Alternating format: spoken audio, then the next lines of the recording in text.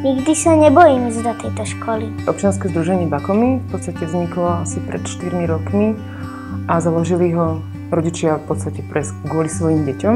Tým oborom, ktorým sa zaoberáme, je vzdelávanie.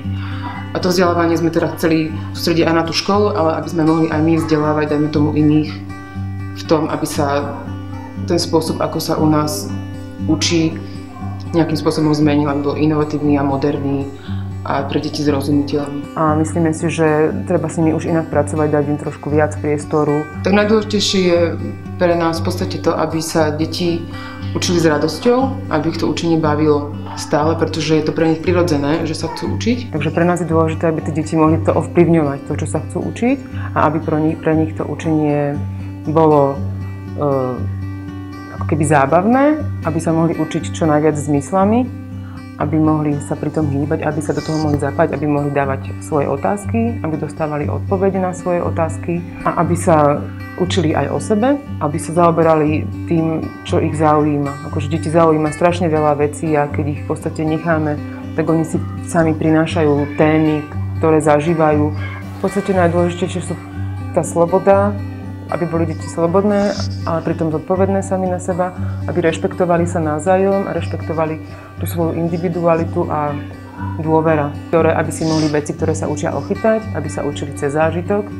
To je tiež veľmi dôležité, pretože potom to, čo sa naučia, je pre nich oveľa trvalejšie, než keď sa to iba nejakým spôsobom namemorujú. Že sa učíme od seba navzájom, že aj tí dospelí sa môžu od tých detí niečo naučiť, že im dajú ten priestor, aby sa k tomu nejakým spôsobom vyjadrili. Tak tým prostriedkom je v podstate porozumieť tomu, hej.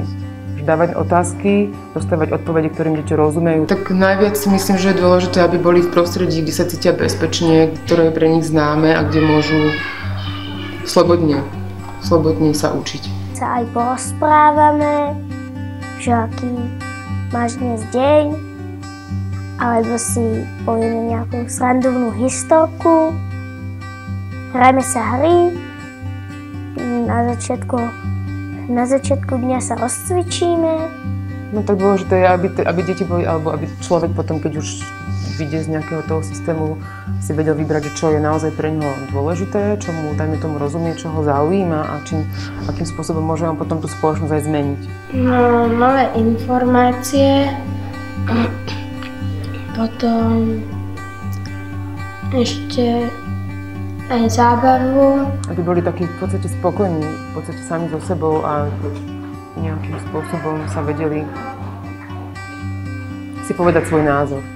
Že nebali sa povedať svoj názor, pretože ten je naozaj dôležitý. Sebahodnotenie je taká zodpovednosť aj voči sebe, ale aj voči ostatným, aj taký rešpekt.